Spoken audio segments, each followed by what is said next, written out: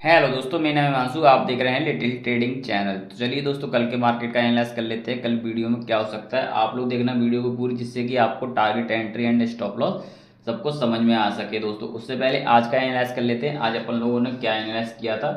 देखो, ये जो लाइन, ये जो कैंडल बनी ना, हमने कहीं यहाँ कहीं अपना डाला था सिस्टम, कितने पे ये लगा लो, 25,125 के आसपास यहाँ कहीं अपने यहाँ पर अपना रेजिस्टेंस सपोर्ट डाला था जो भी है। लेकिन मैंने कहा था जैसे इसको ब्रेक करके रेड कैंडल आती, पुट की एंट्री लेंगे, और पुट की एंट्री यहाँ तक ली और अच्छा खासा फायदा उठाया। और ये यहाँ से ऊपर कैसे चला गया, ये उन लोगों को नहीं पता होगा जो मेरे से, मतलब मेरे कोचिंग में नहीं है या फिर मेरे से नहीं सीख रहे, उन लोगों को नहीं पता होगा। लेकिन जो मेरे से काम कर रहा है या सीख रहा है, उन लोगों को पता होगा कि मार्केट ऊपर कैसे गया। ठीक है, उन लोगों को क्या पता होगा कि ये मार्केट यहाँ से ऊपर कैसे गया है, ये पूरा मार्केट यहाँ से कैसे घूमा है, ये ब्रेकआउट कैसे पॉसिबल था, ये ब्रेकआउट में आप लोग ट्रेड आराम से बना सकते थे, ये सब कुछ दोस्तों।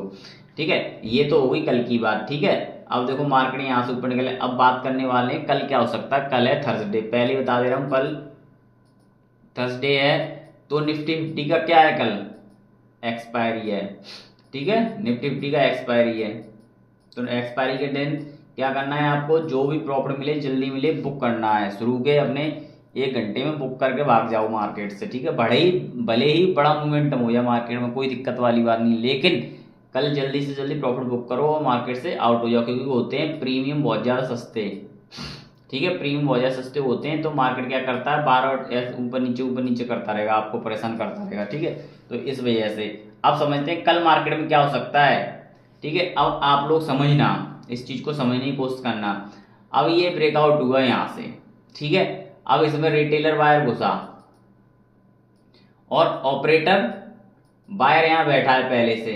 ठीक है, ऑपरेटर बायर यहाँ पहले से बैठ गया छोटी छोटी कैंडलों में।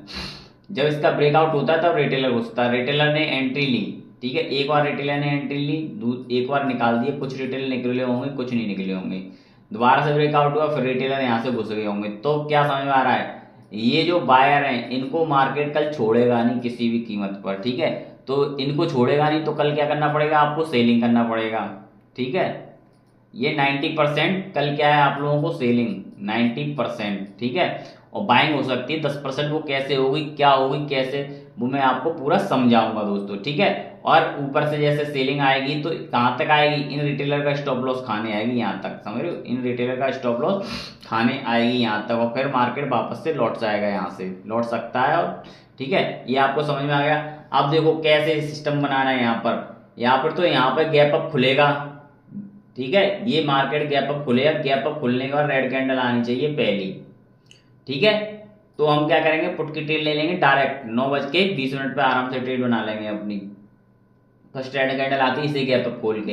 ये उन लोगों के लिए बता रहा हूँ जो कोचिंग ज्वाइन कर चुके हैं, उनको समझ में आ जाएगा। यहाँ पर तो ये वाली इंडेक्स गैप अप खुलनी चाहिए या बैंक निफ्टी गैप अप खुलनी चाहिए, दो में से एक इंडेक्स गैप अप खुलनी चाहिए। और जैसे ही दो में से एक इंडेक्स गैप अप खुलेगी तो हम पुट की ट्रेड ले लेंगे। ये इसके लिए नहीं बता रहा, ये दोनों के लिए बता रहा हूँ। ठीक है, दोनों में से एक इंडेक्स गैप अप खुलेगी और एक इंडेक्स वहीं की वहीं खुलेगी साइडवेज। अगर ये साइडवेज खुलता है, ठीक है, यहाँ रेड कैंडल आती है और बैंक निफ्टी गैप अप खुलता है ऐसे करके ऊपर, तो मार्केट क्या करेगा, नीचे आ जाएगा पूरा। ठीक है, आपको समझ में आ गया।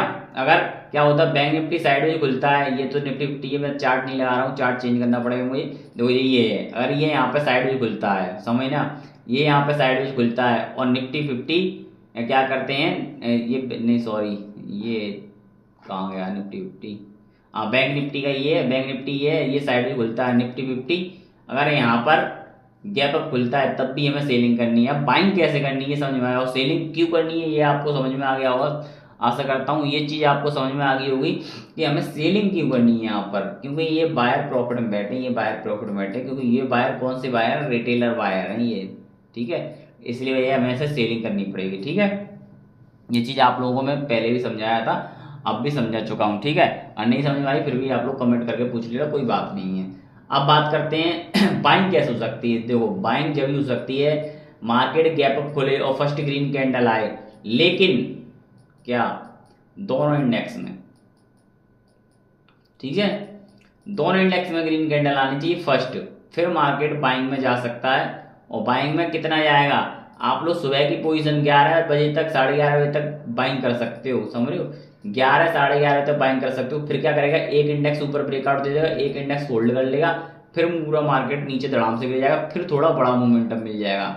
समझ लो, गैप अप खुलने के बाद फिर सेलिंग जो आएगी उसमें थोड़ा बड़ा मोमेंटम मिल सकता है हमें, ठीक है, गैप अप खुलने के बाद। ये मैं बता रहा हूँ 11-12 बजे की बात, ठीक है। 12 बजे के बाद क्या हुआ, मार्केट में दो सिनेरियो होते हैं, ऊपर भी जा सकता है नीचे भी जा सकता है, उसका मुझे पता नहीं, तो लाइव हुआ है ना। लेकिन मेरा जो पर्सनल एक्सपीरियंस है वो ऐसा ही है, मार्केट गैप अप खुलने के बाद ऊपर जाके सबको कॉल की एंट्री दिला के फिर धड़ाम से गिर जाएगा, तो इसका भी ब्रेकआउट करेगा, इन सबका भी ब्रेकआउट करेगा, तो रिटेलर यहाँ तक बैठा है, ठीक है। तो यहाँ से भी रिटेलर एंट्री ले पालेगा, यहाँ से ले पालेगा, तो सबको खत्म कर देगा इकट्ठा। इकट्ठा करेगा तो बड़ा मोमेंटम हो जाएगा। ऐसे बड़ा मोमेंटम कैसे होगा, पहले बाइंग में जाना चाहिए, पहले बाइंग में जाना चाहिए, बाइंग में ऊपर जाके उल्टी एंट्री दिलवा के नीचे आना चाहिए, तो ये बड़ा मोमेंटम हो जाएगा, ठीक है। अगली बात समझ में, अगर मार्केट एक इंडेक्स गैप अप होती है, क्या कहते हैं, साइड होती है, तो फिर आपको यही मोमेंटम कैप्चर करने को मिलेगा, ये छोटा सा, समझ लो। ये दो चीज़ होती हैं, ये दोनों चीज़ आपको समझ में आ गई हैं, तो आप लोग कमेंट करके बता देना, ठीक है। ये मैंने आपको पूरा क्लियर कर दिया, और आज कोचिंग में पूरा इसका पूरा लॉजिक बताया था कि ये मार्केट यहाँ से ब्रेकआउट करके कितना ऊपर जाएगा, क्या होगा, ये हर चीज़ मैंने आप लोगों को समझाई थी। देखो ये 180 था यहाँ पर, ठीक है, 180, ये 180 है, टारगेट हमने निकाला था 200 के समथिंग का, ठीक है। और मार्केट फिर देखो, हम पूरे दिन तो बैठना नहीं, मैंने क्या बताया, एक ट्रेड लेनी है एक डे में, ठीक है, एक ट्रेड लेनी है एक डे में। मार्केट क्या कर रहा है क्या नहीं कर रहा हमें नहीं पता, हम अपना प्रॉफिट बुक करेंगे, मार्केट से भाग जाएंगे। लेकिन सीखने के लिए हम समझ सकते हैं मार्केट क्या कर रहा है, कितना ऊपर जा सकता है, कितना टारगेट दे सकता है, सीखने के पर्पज से। लेकिन अगर ट्रेड करने के पर्पज से कर रहे हो तो एक ट्रेड करो भाग जाओ, ठीक है। ये अपने नॉलेज में रखोगे, ये मार्केट ब्रेकआउट क्यों कर रहा है, क्या कर रहा है, कैसे कर रहा है, ये सब चीज़ आप लोग सीखो, ठीक है। अब ये समझ में आ गई आप लोगों को।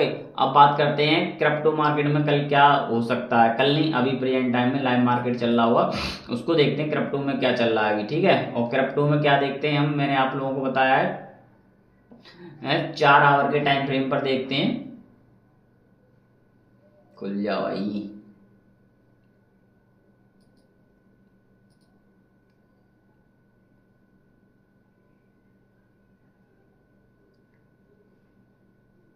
ठीक है, इसको मैं 4 घंटे का कर लेता हूं।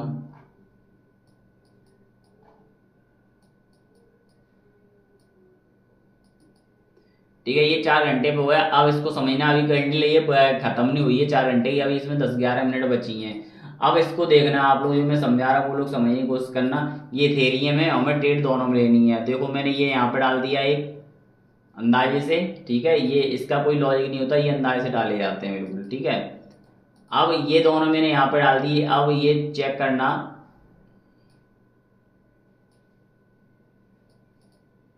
इसमें से पहले ब्रेकआउट किसका होता है। अगर इसका मैं कैंडल बनने के बाद ये पूरी कैंडल कंपनी और इसका ब्रेकआउट ऊपर की ओर होता है तो आप पुट की ट्रेड ले लेना, थोड़ा बड़ा मोमेंटम मिल जाएगा। दोनों इंडेक्स में लेना, ये ध्यान रखना है, बिटकॉइन में भी लेना है और इथेरियम में भी लेना है, ठीक है, बिटकॉइन इथेरियम दोनों में लेना है। अगर मार्केट खुलते ही इसको ब्रेकआउट देती नीचे तो आप कॉल की एंट्री ले लेना, किसमें, दोनों इंडेक्स में लेना, ऐसे नहीं कि एक इंडेक्स में आप लोग ट्रेड कर लो, ठीक है। ये चीज़ आप लोगों को ध्यान रखनी है, ठीक है। तो ये आपको समझ में आ गया। अब टारगेट देख लेते हैं, इसका टारगेट कहाँ तक निकल सकता है। इसका टारगेट मैं अभी देखता हूँ, उसके बाद बात करते हैं, क्योंकि आप लोगों को तो पता है इसके संग मेरे को क्या और देखना है। वैसे जहाँ तक मेरा इसमें अंदाजा है, चांस है, वो ये है कि ये मार्केट 90%, देखो जैसे 90% मार्केट क्या करना चाहिए, ये बाइंग में चला जाना चाहिए, यहाँ ऐसे ड्रामा करके नीचे ब्रेकआउट दिखा के यहाँ से ऊपर निकल जाना चाहिए, ठीक है। ये मेरा अंदाजा है दोस्तों, ठीक है। अब इसका टारगेट कहाँ तक आएगा, टारगेट यहाँ तक निकाल लो, यहाँ तक, ठीक है। अब मैं इसको देख लेता हूँ ये कितना आ रहा है, 3718 है, मार्केट चल रहा है अभी 3670, इसमें सीधे सीधे 50 पॉइंट मिल जाएंगे। ये बिटकॉइन का भी बाप है दोस्तों, इसमें पैसा थोड़ा ज़्यादा तेज़ी से बनता है, ठीक है। 50 पॉइंट बहुत होते हैं इसमें, समझ रहे हो, जिसमें कि उसके ये मान के चलो 2000 पॉइंट या 1500 पॉइंट उसके BTC के, और इसके 50 पॉइंट बराबर हैं, समझ रहे, इक्वल है दोस्तों ये, ठीक है। ये दोनों इक्वल हैं, दोनों पॉइंट, ये मान के चलो 50 पॉइंट में ही आपको, लेकिन हमें तो ट्रेड कैसे करनी है, दोनों इंडेक्स में ट्रेड करनी है, हमेशा एक इंडेक्स में ट्रेड नहीं करनी क्योंकि एक इंडेक्स में क्या प्रॉफिट ज़्यादा हो रहा होगा, एक इंडेक्स में थोड़ा प्रॉफिट कम हो रहा होगा, बस इस वजह से, तो चलिए दोस्तों, आपकी वीडियो कैसी लगी कमेंट करके जरूर बताएं। मेरे चैनल को भी सब्सक्राइब कर लें ताकि आपके लिए अच्छी अच्छी वीडियो बना सकूं। तब तक के लिए जय हिंद, जय भारत, धन्यवाद।